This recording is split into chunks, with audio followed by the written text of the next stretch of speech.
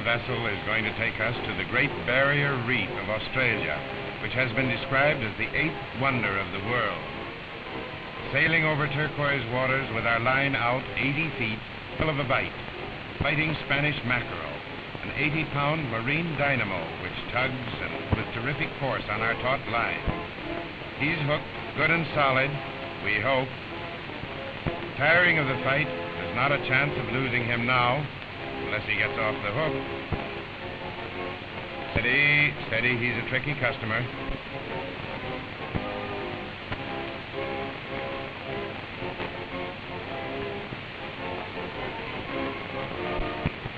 A game fighter.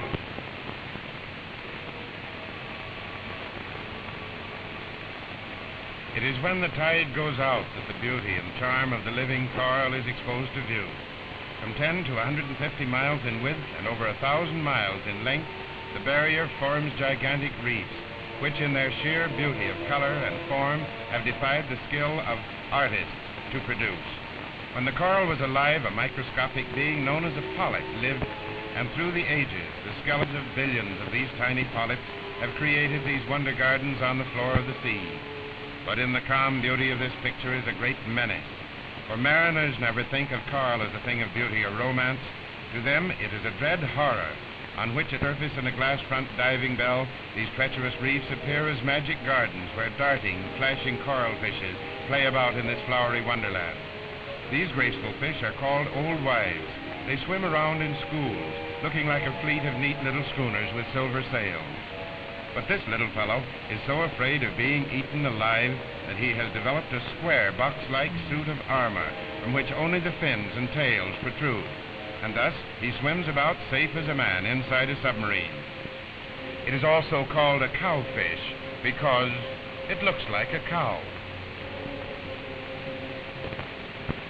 Lurking in the depths is a carpet shark, the killer of the deep. Its colorings and markings so resemble the rocks that he can lie in wait unobserved by the unsuspecting victims and pounce upon them as they swim by.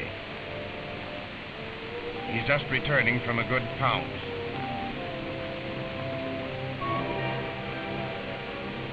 The strikingly banded fish is the Moorish idol. This little fish can fool its enemies by going into reverse and swimming backwards if pursued.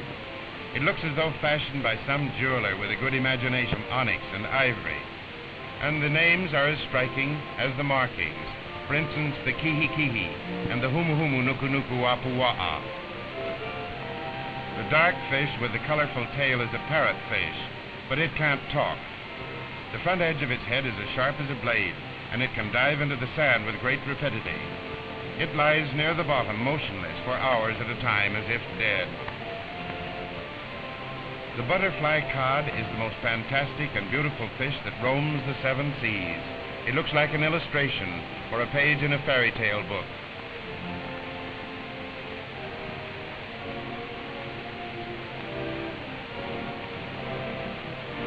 Drifting about in these warm tropical waters, its shimmering lace-like fins weave glorious patterns in the filtered sunlight of the coral pools.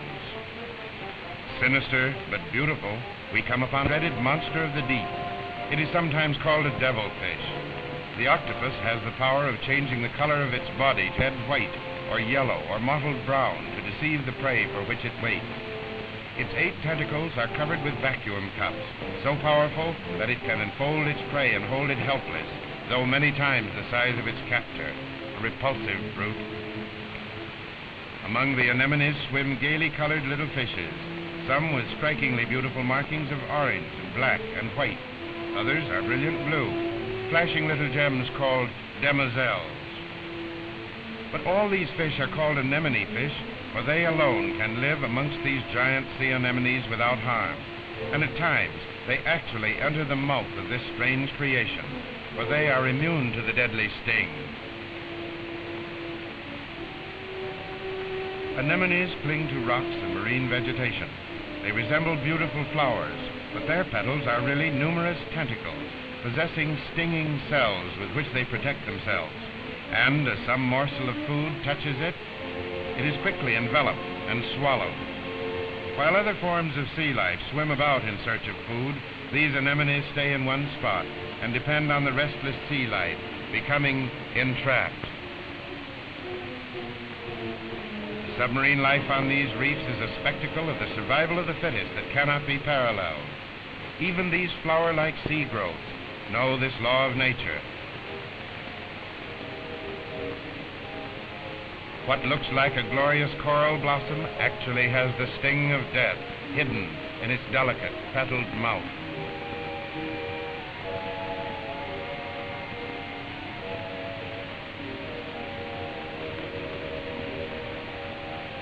These beautiful brown anemones are so like strange flowers in some tropical garden that it is difficult to believe that they are really flesh-eating animals.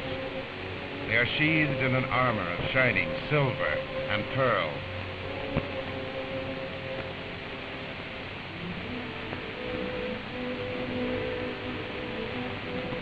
A sea slug or bêche de mer slowly may imagine eating one of these.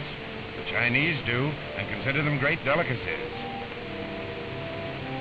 Clinging to its side is a little parasite which has fastened itself for a life's ride on this slow and cumbersome vehicle. But a most amazing creature of the barrier reef is the hermit crab. Having no shell provided by nature, it takes the discarded home of some sea dweller, tries it out, and if it fits him comfortably, he moves in. Thus he takes his home with him wherever he goes.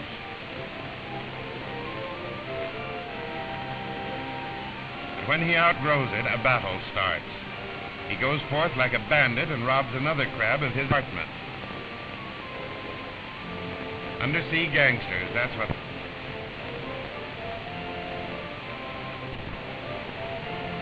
This brilliantly colored starfish is quite a common inhabitant of the reefs. But here is a more unusual type, the 20-legged starfish. If it loses his legs, he simply grows another to replace it.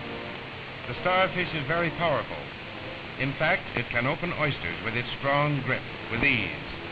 And they are the scourge of the oyster beds, these creatures seemingly made of chiffon and spangles and lace, which we have just emerged. And in the twilight calm, we tip away from the treacherous before night descends upon the barrier.